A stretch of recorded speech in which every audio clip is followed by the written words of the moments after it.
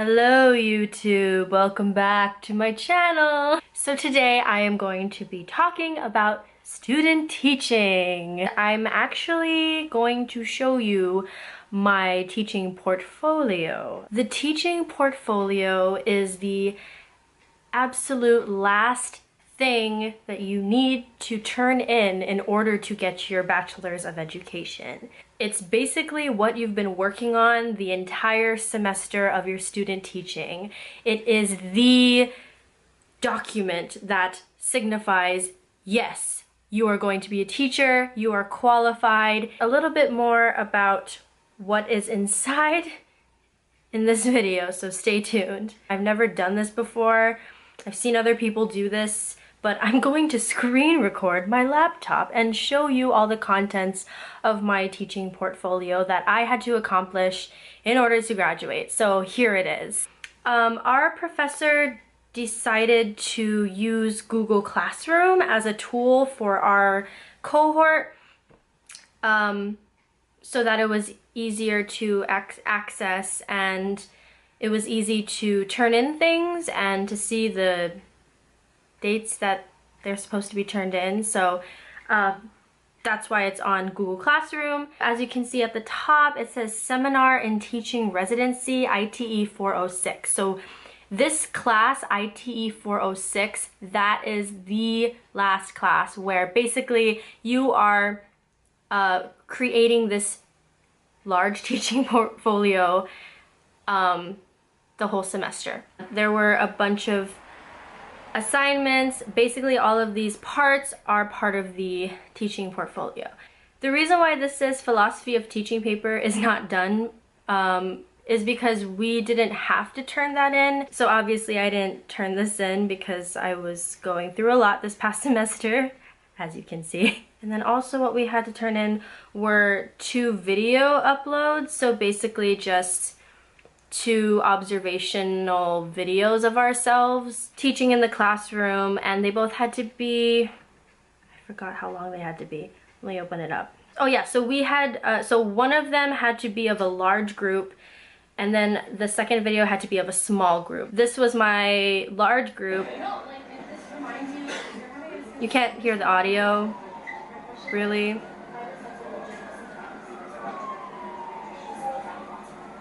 But yeah, that's me. So it was about 10 minutes long, and then there's the small group video too.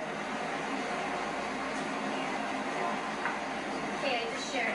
Honestly, both of my videos generally look the same. They look like they're both in a large group. Mine isn't the greatest example. There were others that actually had other classmates that had nice camera work, and they got their mentor teacher to follow them with the camera and all that. So that was pretty cool, but I didn't get to do that. We also had to create a context for learning, which is, let me see. So if you just read this. So context for learning, who and where am I teaching? What this was what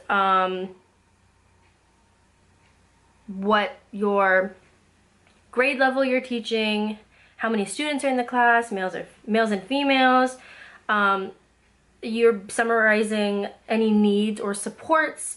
Are there any IEP kids? Are there any SPED kids? Are there any kids who have English as a second language? This is one of the shortest parts of the portfolio and the easiest because it's basically just facts.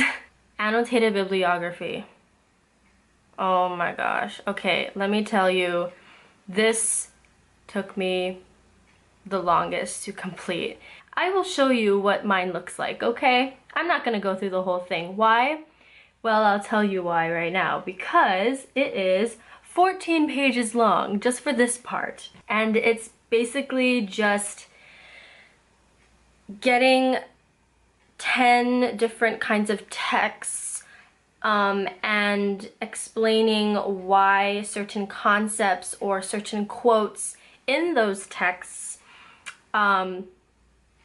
you find important and necessary in your teaching practice. I admire what the annotated bibliography is supposed to be about, which is it's basically giving your teaching philosophy, which is very important. You need to know your philosophy of teaching if you're not confident or you have not figured that out yet, you need to do that. And this basically forces you to analyze yourself, to assess yourself as a teacher, and write that down in this format. Mine was an APA format, which I was struggling with because honestly, I didn't learn APA in high school. A lot of us learned MLA, so that was a struggle for me. I think I'll make another video talking about my philosophy of teaching because I feel like that's important, and I'm pretty proud of this part, so I want to share it with you guys too. So I'll do that later. Let's go back. Another part was the resume, your teaching resume. This was also super easy to complete. I think just formatting wise, we had to keep updating it and whatnot. I better block out those numbers. I'm gonna do that. You say like your education. I went UH, I went to LCC, Pearl City High School, and then work experience in teaching. So you can put your you were a teacher candidate. Pretty spot on teaching resume. Okay, so we also had to include a curriculum map, which is a unit plan, in other words.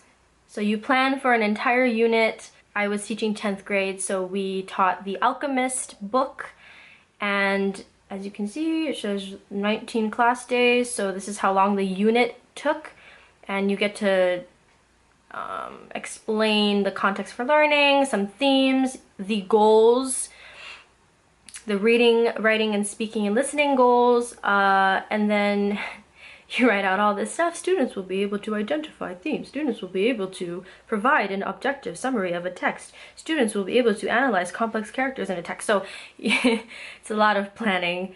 Evidence for learning. These are all the activities that we did to prove that they learned certain themes in the book. Yeah, this is 13 pages too. Then you actually plan out every single day, so the agenda, like so. Yeah, and you have to accomplish this in one semester, guys. It's a lot of work.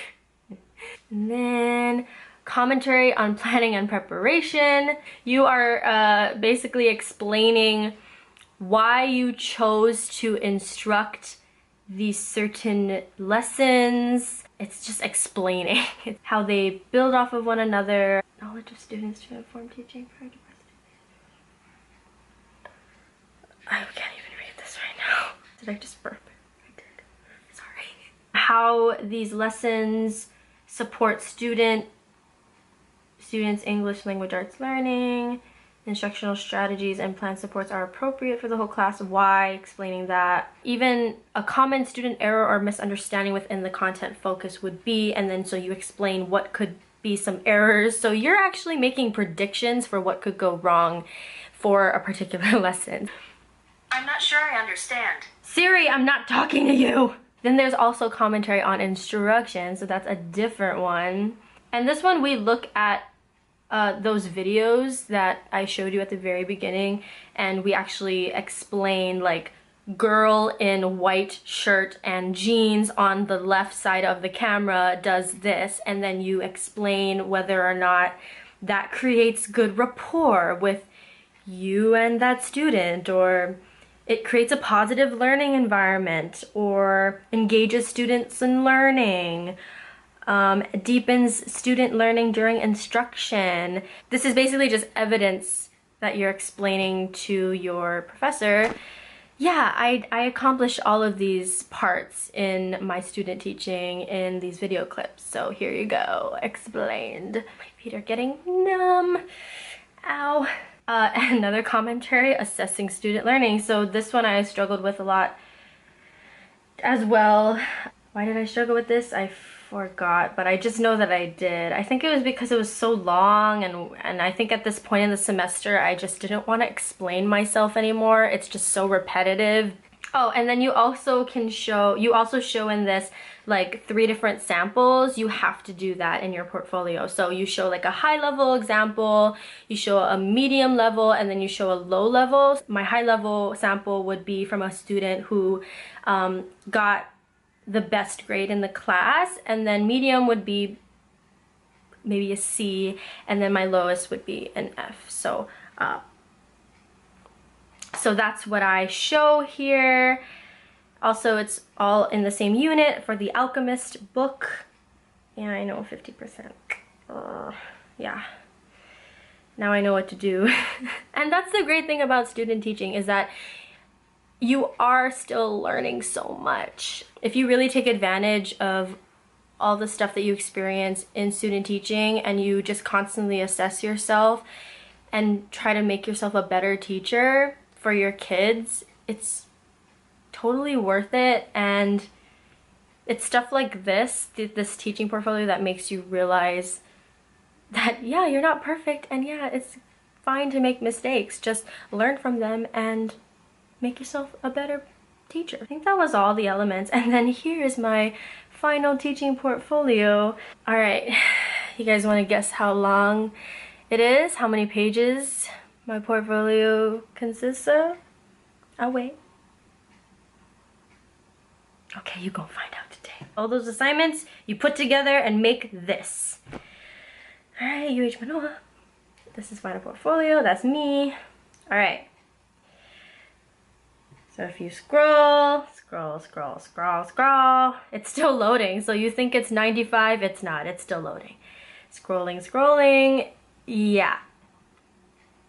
It's 115 pages. And some of my cohort classmates, they actually had it longer than that. Some of them had like 130. So that wasn't me, obviously. And you know what I'm really proud of? 100 out of 100, yay! The whole semester was teaching a class every single day, 5 days a week, no pay, and along the way also going to this evening class and completing this portfolio. And let me tell you, the moment that I submitted this final portfolio, it felt so good because I was finally done. If you are a teacher, let me know what your student teaching experience was like, what your portfolio creation was like, if it was different, if it was generally the same, if you struggled with it. Let me know in the comments below or on my Instagram, guys, because I really want to know. Everybody is different, so let me know. You guys have a great night, and I'll talk to you later. Peace out. Bye.